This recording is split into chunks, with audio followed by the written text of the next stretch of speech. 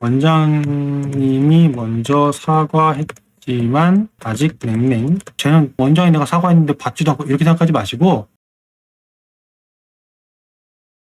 강사와 틀어진 관계를 회복하는 방법. 원장님이 먼저 사과했지만 아직 냉랭. 이거는 글쎄요. 솔직히 말씀드리면 이거는 이제 사람에 따라서 좀 다른 것 같기는 한데요.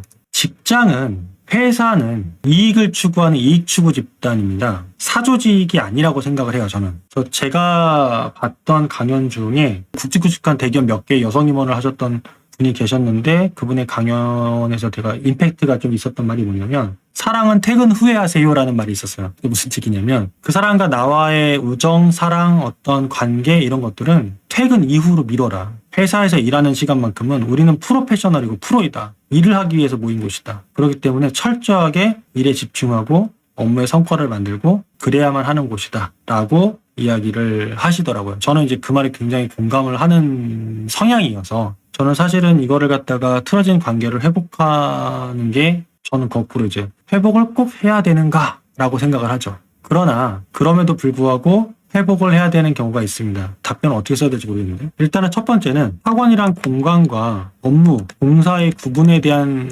개념은 좀 잡아서 직원들하고 얘기를 해야 되는 건 있는 것 같아요. 너무 가까워도 안 되지만 너무 멀어도 안 되는 거라고 생각을 하고 그러나 이 관계 회복을 하는 이유는 뭐냐면 저 두 가지라고 보는데 해당 직원을 위해서도 그렇지만 그 상황을 보고 있는 다른 직원을 위해서라고 생각하게 됩니다. 예를 들면 저희 선생님이 저 그만두고 나가겠습니다라고 얘기할 때 정말 제가 잡고 싶지 않은 선생님이지만 그래도 잡는 경우가 있습니다. 그럼 그 이유는 뭐냐? 그 상황을 지켜보고 있는 남아있는 다른 선생님 때문에도 그런 경우가 있죠. 왜냐? 제가 그분을 잡지 않는다라면 그냥 그것만 봤을 때에는 원장님은 사람을 중요하게 생각하지 않아. 나도 어느 순간 토사구팽 당하겠지? 이렇게 생각을 하실 거니까 그런 생각을 하실 수 있기 때문에 이제 그래서 잡게 됩니다. 관계 회복을 하게 된다라면 관계 회복이잖아요. 그렇다면 이게 업무상의 관계 회복을 하실 건지 사적인 관계 회복을 하실 건지 둘 중에 하나를 먼저 생각해 보시고 어떤 것이 우선인지. 예를 들면 이제